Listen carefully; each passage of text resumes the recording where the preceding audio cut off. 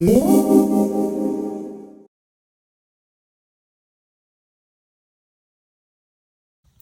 everyone, welcome back to my channel. I'm Jess with So Many Creations, and in today's video, I'm going to show you my feet. That's right, my entire collection of presser feet. What else did you think I meant? It's not this kind of video. So in this video, I'm going to show you all of the feet that I am reaching for day after day that I use pretty much for all of my bag making. These are going to be feet that work on heavy duty machines, and they are all purchased from Q-Tech Sewing Supplies. This video is not sponsored. I purchased all of these with my own money. I have tested them out to see which ones I love, which ones I don't love. And for the most part, I'm probably not going to show you the ones that I don't use because how much fun is that?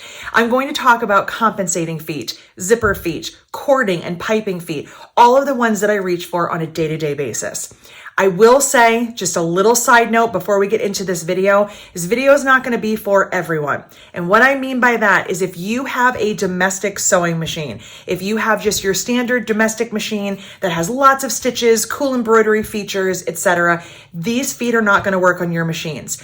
Sewing machines are kind of in three different categories. We have our domestics, we have our heavy duties, and we have industrials. Industrial machines take their own feet, they have a different set of feet, and domestics use their own feet. If you are working on a domestic machine, you are going to need to purchase directly from the person that made your machine. If you have a Bernina, that's where you're going to get your feet from. A Juki, a Janome, a Pfaff, whatever kind of machine, that's where you need to get your feet because those are made differently per machine. Some of them are snap-on, some of them are screw-on. If you have a straight stitch machine like I do, and I have two, I have my Janome HD9, and I also have a very old but workhorse, my Juki TL98Q. It is a very old machine. I've had it for approaching the 20-year mark. It's definitely, I don't even think it's available anymore. I think it's been upgraded possibly to the 2010. Don't quote me on that. I'm not an expert, but these feet work on both of those machines because they are heavy duty, semi-industrial, straight stitch mechanical machines. They are high shank. If your machine is not a high shank, these feet won't work for you. And I am not an expert on sewing machines because there's just so many. If you don't know if your machine is high shank or not, I would suggest checking in your user manual or contacting the shop or the manufacturer of your machine to find out. That is not something that I will be able to answer for you. So before I head off and just do an overhead camera view where I show you all of the feet and we talk about those, I just wanted to remind you that if you haven't subscribed, please do so. If you like videos like this at any point that you're having a great time, give it a thumbs up and click the notification bell. All right, let's go look at feet. All right, so first up, we're going to talk about my two most favorite feet, the ones that I literally will not sew without. These are my compensating feet. They do have these in the metal, but I also, I think I also have those, but I absolutely love the Teflon ones because if I'm sewing with cork or vinyl or going back and forth between those, I don't have to switch. While I don't find that cork is sticky the way that vinyl is, I just really love the Teflon. There's just something about it. These are the ones that I use every day. They're probably dirty because I use them literally every time I sew. So the first one is my 1/8 inch. And the next is my 1/4 inch. So as far as the part number is concerned, if you head over to Q-Tex, these are the TCR-1/8. So it's TCR, I believe it's Teflon compensating, and then it's right. I think that's what the letters stand for, and then the size. Now, I have these in 1/8 and 1/4. They have, I believe, 6 different sizes. So depending on what your project is or what your seam allowance is, you can get some other sizes as well. So I use the 1/8 and the 1/4 for my top stitching. That's what I did on this handle right here. I also use them if I am stitching something within my seam allowance. I'll use my 1/8. My seam allowance tends to be 1/4 inch, so I will use this for my seams as well. So what is a compensating foot? What does that mean and how does it work? A compensating foot, let's see here, we'll look from all the angles. This is the bottom angle. Here's the side. You can see that this part of the foot has a spring in it. This one does not. They move, but this has a spring. And what that does is as I'm sewing over different thicknesses, like right here I have some extra thickness, this spring is going to adjust to help move the foot. That way it kind of keeps everything nice and even. So I actually saw this on somebody's video being used, and I immediately said, that's the foot I need. And I love it because it has a little bit of a guide here. So it kind of sits on the edge of your fabric, but then it also can adjust to different thicknesses. So again, I have the 1/4 and I have the 1/8. Those are the ones that I use all the time. Now, I did just buy a new one. Let me see if it's, here it is. I bought a new compensating foot. I haven't even taken it out of the bag. This is the RF-3/8. Because I've been playing with piping, I've actually been messing around kind of with my seam allowance to see if I like a 3/8 or if I want to go back to 1/4, just kind of something I've been playing with.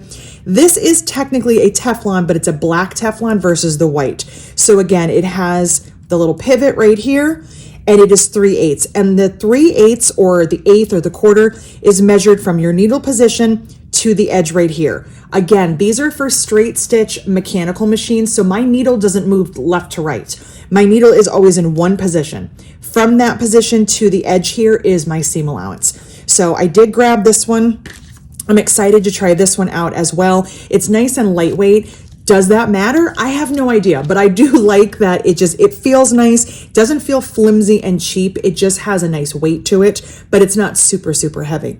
So I'm going to be playing around with that one, but these, and I actually have backups. I think I have 2 or 3 sets of these just in case. I'm paranoid that something will happen. I'll lose one, won't be able to get it. These I use every single day. So those are my 2 favorites, my 2 go-tos.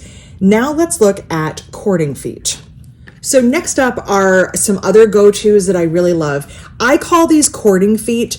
On the website, they do call them narrow zipper feet. I feel like they can be used for either.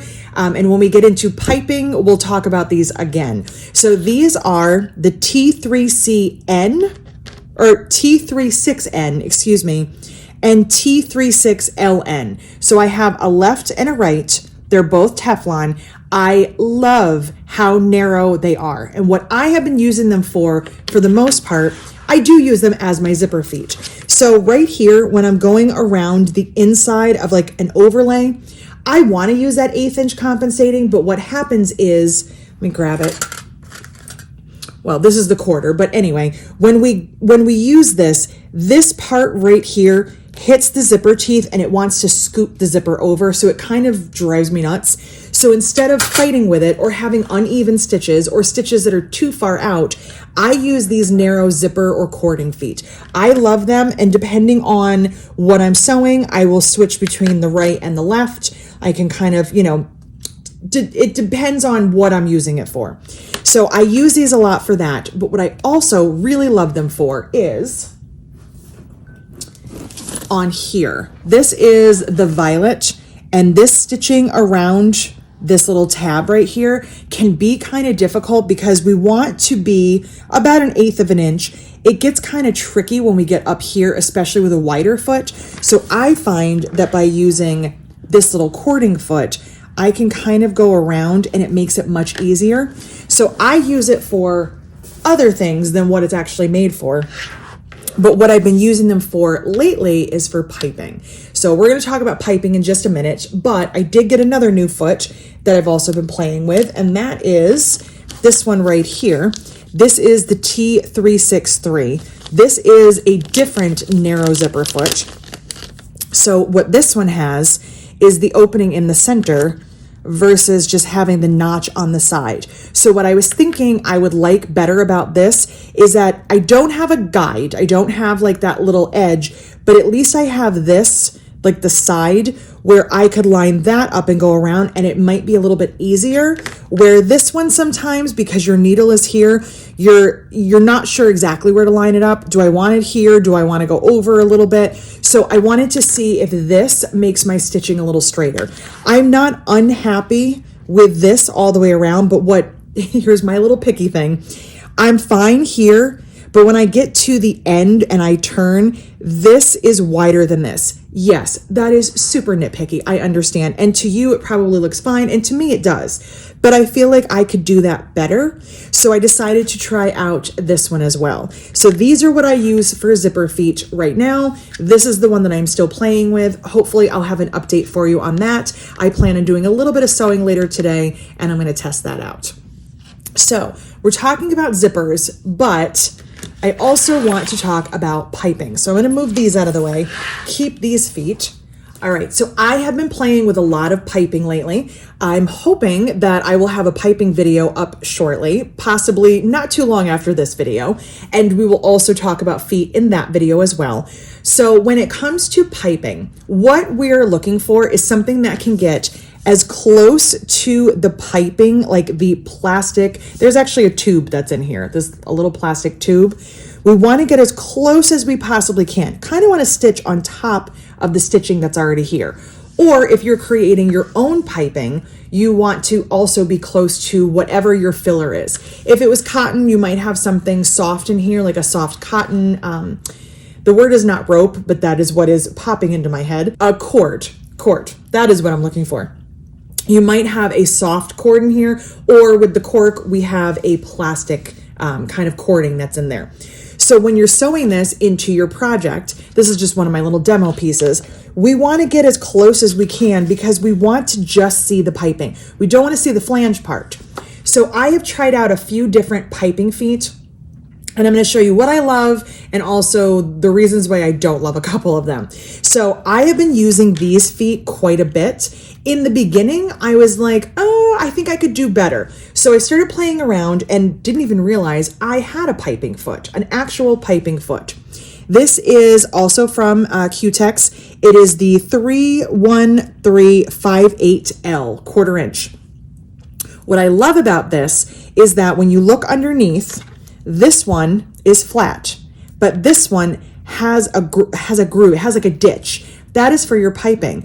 And then your needle is right next to it, as close to the piping as it can be. So when we're using this, you're going to be sitting right on top, and as you come around, your needle hits right on top of these stitches, and it is fabulous. I love this foot.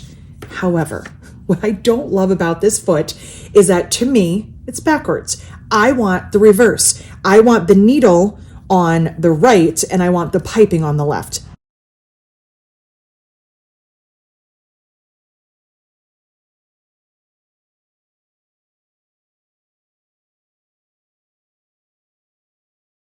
Here is the reason why.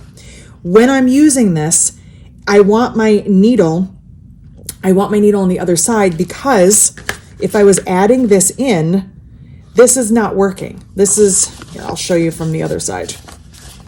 When I'm making my seam allowance here, my piping is over here. And I would want this foot this way, because then my bag would be off the machine as we normally sew. What I have to do when using this foot is switch it. I have to put the bag towards the inside of the machine, and it's awkward. But this foot is amazing. I love this foot. So if you're listening out there, please make me the reverse of this foot. That's what that's all I want for my birthday. So what I've also tried, because I can't seem to find that particular skinny foot, is I tried a couple of these. And these are the P69. I've got a right and a left. These are 3/8. And I'll show you what the difference is between them as far as the size. We have our left and our right. So I've got one with the needle on the right, one with the needle on the left, which is fantastic. Got my piping on either side. What I don't love about these feet, they're very clunky. When we look at this one, it's so clean because there's nothing past the needle. So it's a nice clean, it kind of goes around corners nicely. It's very easy, like visually. This one, there's all this extra here. So I like this foot. I don't love it. I love this one, but I wish it was the reverse.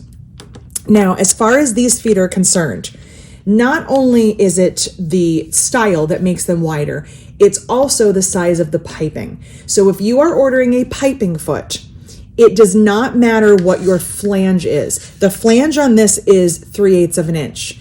That is not what this is for. This is for 3/8 of an inch piping. This is for 1/4 inch piping. So this piping right here fits super nicely with the 1/4 inch foot. When I use the 3/8, there's a lot of wiggle room because it's not the right size. So when you're ordering a compensating foot, that is going to be your seam allowance. When you're ordering a piping foot, it's going to be the size and the thickness of the piping. So I think I have, let me see here. I don't. I thought I had another piping foot, but we'll look one more time. This is 3/8, this is 1/4. There's the difference when you look underneath. So just keep that in mind when you're ordering a piping foot. All right, so this is my L. I'm always forever checking because I can't remember if the left is the needle or if the left is the piping. And if this is my right foot, it means my piping is on the right. So I figured that out, but I always have to check. All right, last but not least, I do have a foot that is just a seam allowance foot with a guide, and I'll show you that one.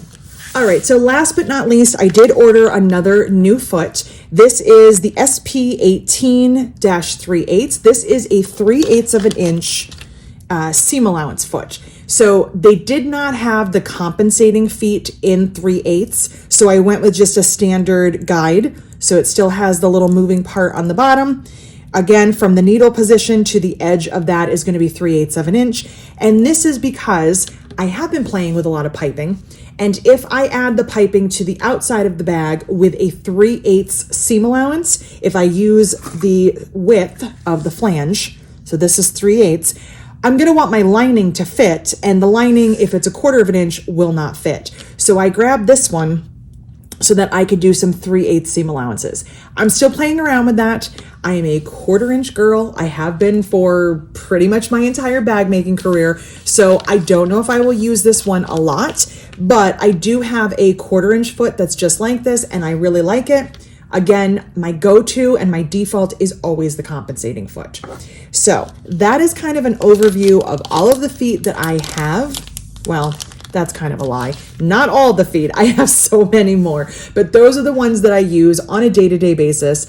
I do also have a narrow foot that came with the machine from Janome. I'm not going to show that one because it is your standard narrow foot that comes with any of your straight stitch heavy duty machines. It's not going to be something that you order. It's something that comes with the machine. Other than that, those are the ones that I've been using. I hope you found this helpful. I hope it helped you to decide what feet you want and to have a good resource for it. If you like videos like this, don't forget to click subscribe, give it a thumbs up, and hit the notification bell. Thank you so much for watching.